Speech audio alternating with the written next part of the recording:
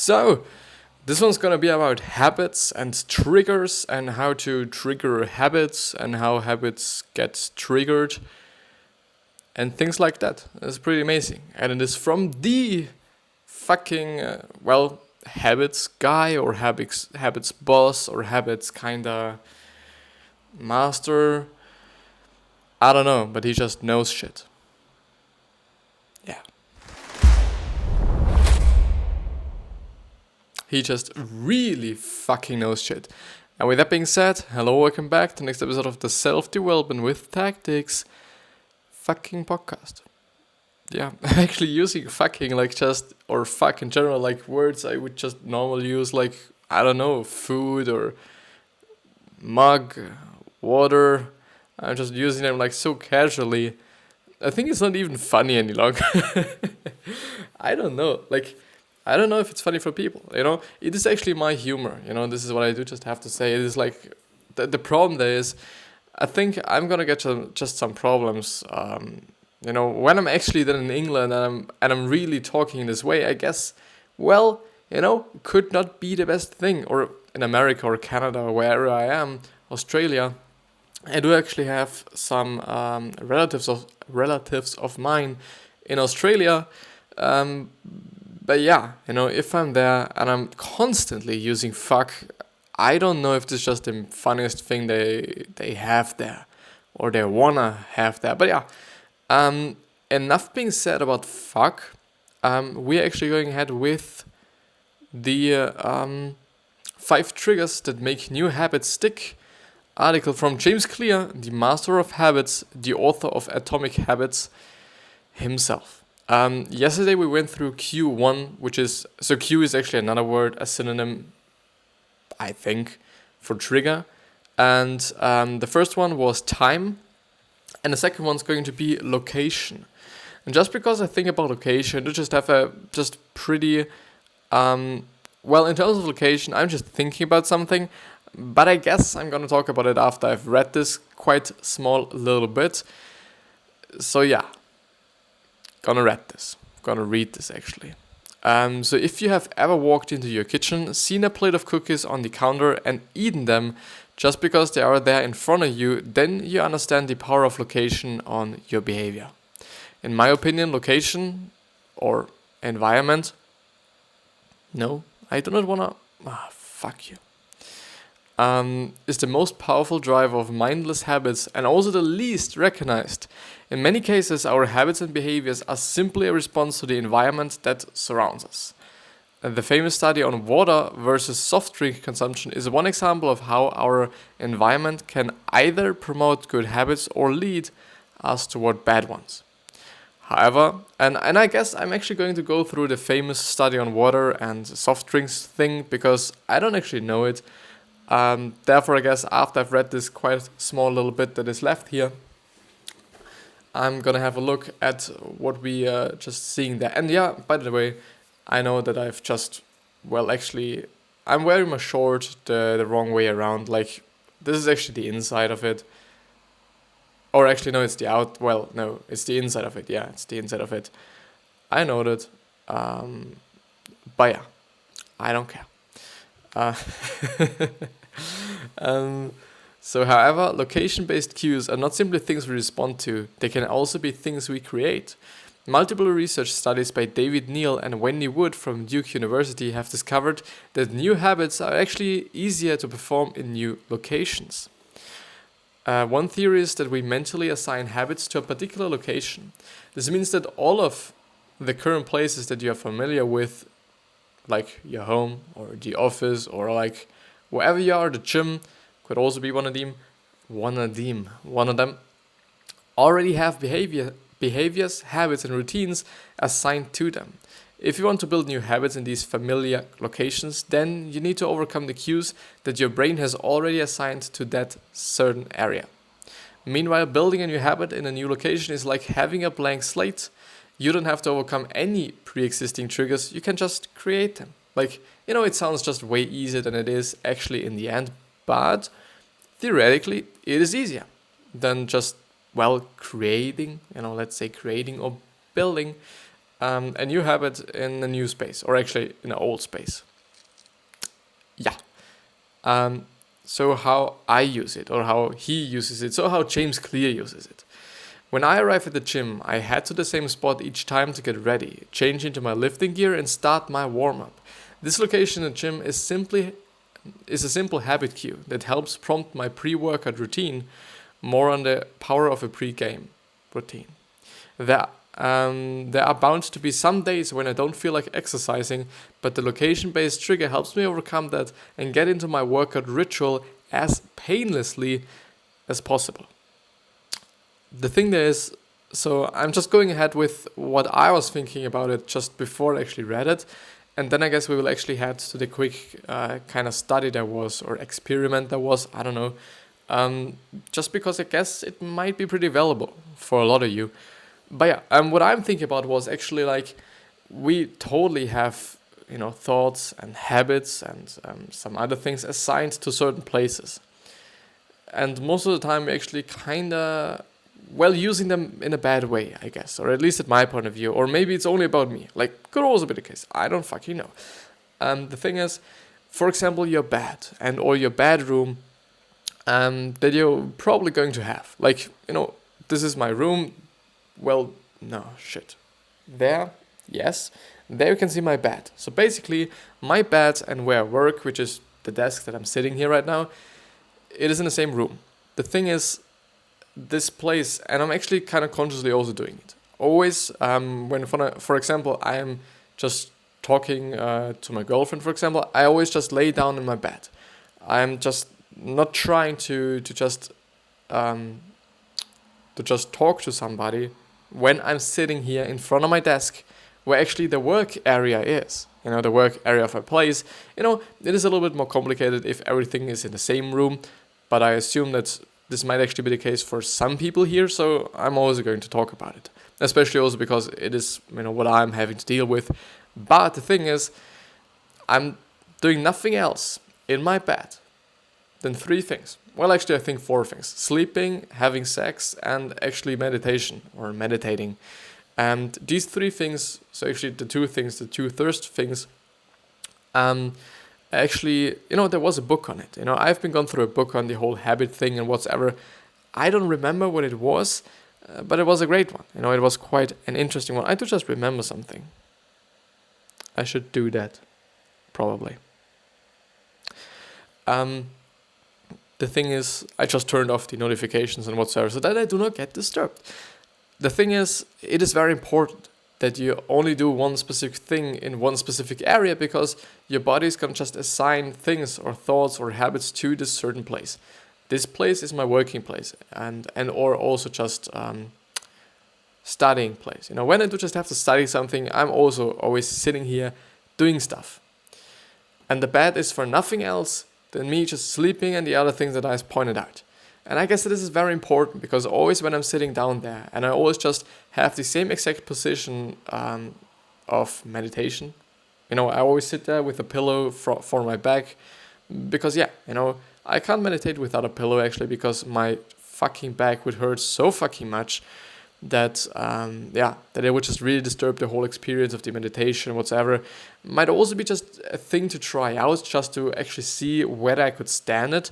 I've also done this, but it's not really nice, and it really doesn't feel like relaxing or calming me down or something, which is actually the kind of point, why I'm actually kind of meditating, besides the whole health benefits and brain benefits and whatever there is.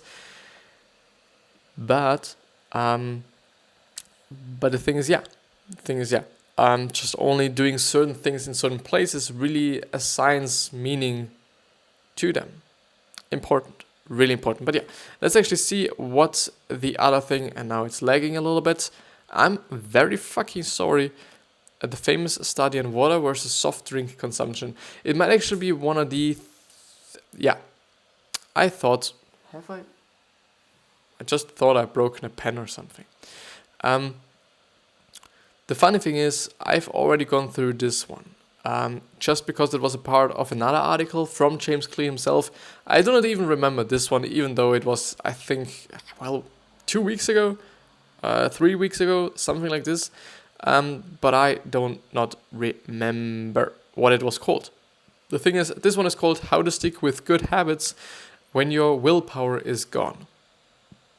But yeah, the basic thing they just tried out is, let me explain.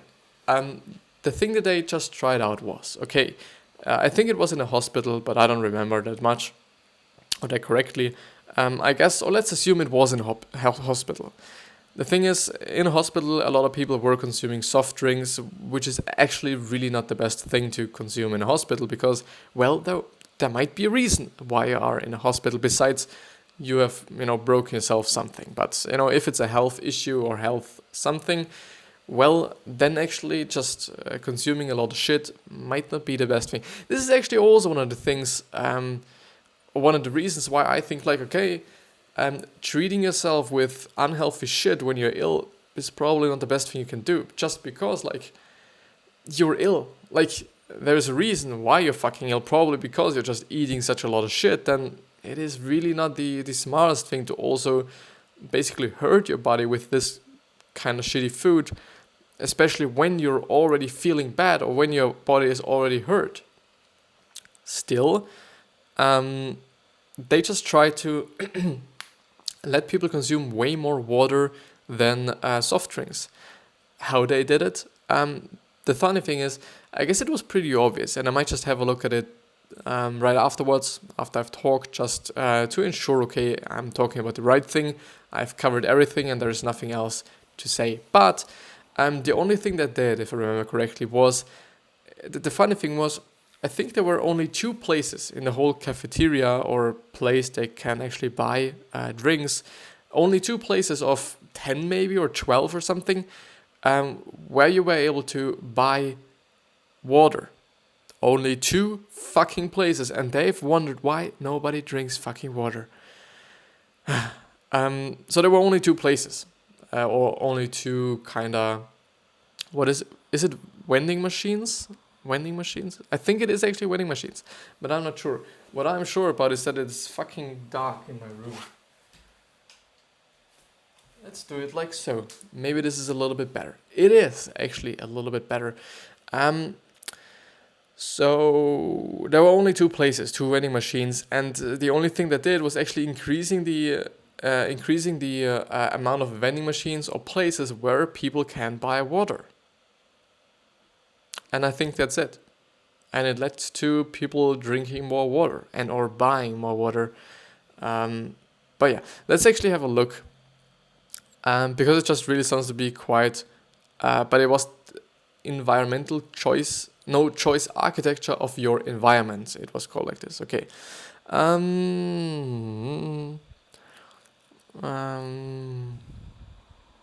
So the image below depicts what the room looked like before the change, figure A, and after the change, figure B. The dark boxes indicate areas where bottled water is. Yeah, and I actually remember correctly, the first picture, which is the left one, you can see there are only 2 fucking places where you were able to buy water. And then afterwards there were 1, 2, 3, 4, 5, 6, 7, 8, 9, 10. 4, 5, 6, 7, 8, 9, 10. Yeah, actually 10. So over the next 3 months, the number of soda sales at the hospital dropped by 11.4%. Meanwhile, sales of bottled water increased by 25.8%.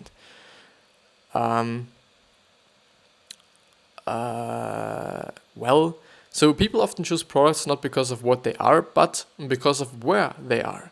If I walk into the kitchen and see a plate of cookies on the counter, I'll pick up half a dozen and start eating, even if I hadn't been thinking about them beforehand and I didn't necessarily feel hungry. If the communal table at the office is always filled with donuts and bagels, it's going to be hard to not grab one every now and then. Your habits change depending on the room you are in and the queues in front of you. Yeah, it just makes sense, and it is actually a pretty simple change. Something that I also... as I was going through the other summary that was also including this certain article there, something that I also said was like, well, actually not having anything, and I'm saying anything, unhealthy in your room, or in your flat, or in your house, or wherever you're living, might actually be a pretty good strategy. even though it is so fucking obvious. Might it be a really good strategy, not having any fucking sweets, not having any soda at home? Well, chances are pretty high that you're not going to just buy something just because you want to have it. I know, yeah, well, I think there are just people that will be doing this, which is not bad, which is really not bad, but chances are that you're not going to buy something are also relatively high, or are really high. Well, yeah, so just don't buy new shit that you do not want to eat. If you want to stop eating pizza, well, pizza might not be the best example because you can just call your Pizza Hut of that you trust and tell them, well, I want to have a pizza, and they're gonna bring you a pizza. Is not a good example, but well, let's talk about cookies. If you're just willing to not eat cookies any longer, the best thing you can do is actually not buying any more of them.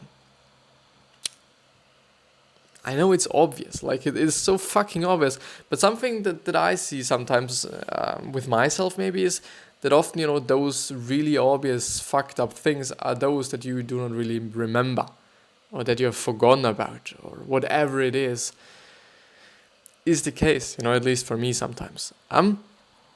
Let's go ahead. Q3, preceding events. Many habits are a response to something else that happens in your life. Your phone buzzes, so you pick it up to check your latest text message. The little notification bar lights up on Facebook, so you click it to see what it signals.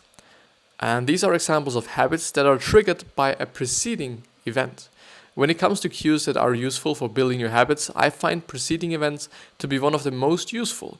Once you understand habit stacking, you can develop all sorts of ways to tie new habits into preceding events. An example would be, when I make my morning cup of coffee, I will meditate for 1 minute. Just because he's always doing it. Makes sense. It's just a habit. Something that I've seen. Yeah, I'm so grateful that I'm remembering. Because I've started to actually not eat something in the morning because of various reasons. Because I like thinking about intermittent fasting. I like to think about me doing intermittent fasting, which I'm also doing, so I'm not only thinking about it. Just because of the health benefits, this is the primary reason for me. And also because I kind of noticed that I'm feeling quite good with it. Or because of it. Unless I'm actually eating so fucking much the rest of the day that I'm really feeling bad. Which actually happens, unfortunately. Sometimes I'm really then feeling like, okay, I have to eat. Because, I do not want to lose weight, actually. I want to fucking gain weight. With intermittent fasting, it is a little difficult. Just because, and I'm not crippling myself. If there is one time where I'm not intermittent fasting, I'm really not crippling myself. This is the least thing I would cripple myself just because it's such a new habit. The thing there is, because of this habit, it led me to not brushing my fucking teeth in the morning. I forgot it. I forgot about it. And I'm not even fucking joking. I forgot about brushing my fucking teeth in the morning. And just because I started to intermittent fasting. Just because I started to, to change my pattern of doing things. Maybe, if you want to say so.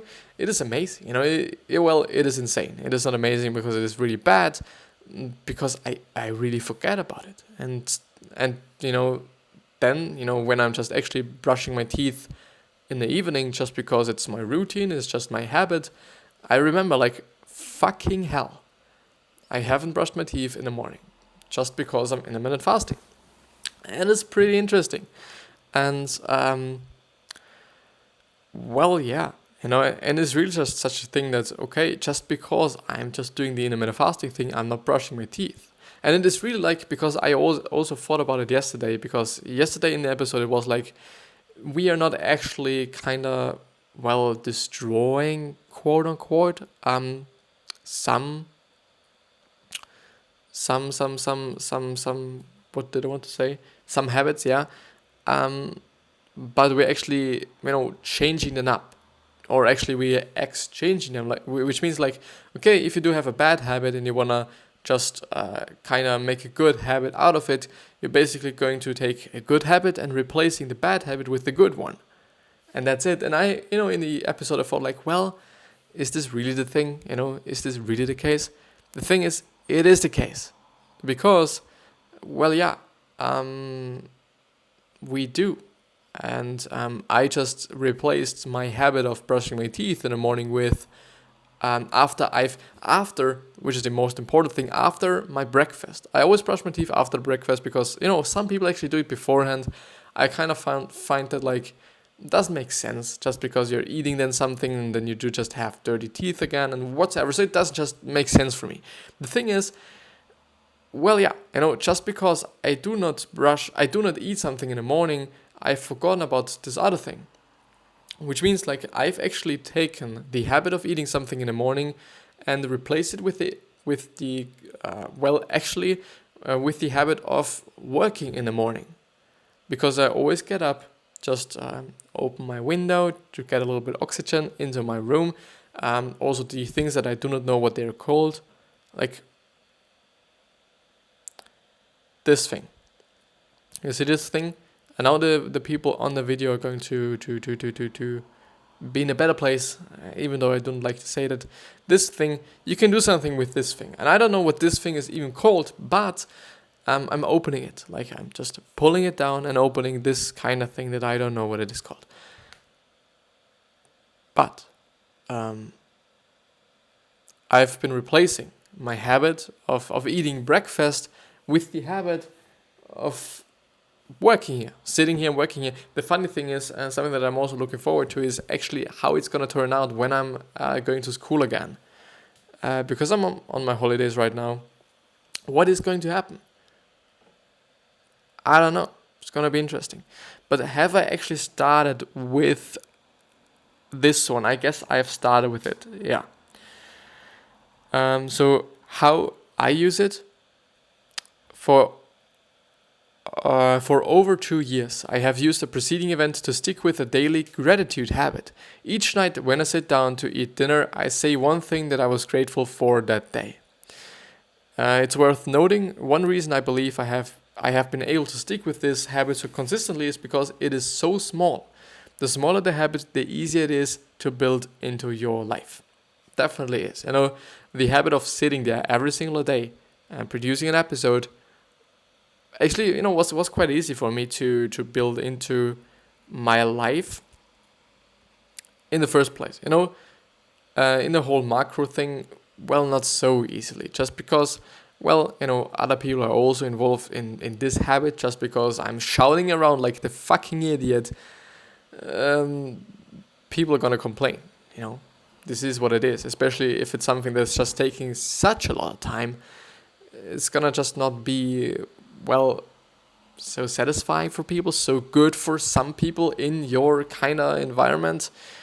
But yeah, what should you do? What should I do? It is what I want to do, therefore I'm doing it.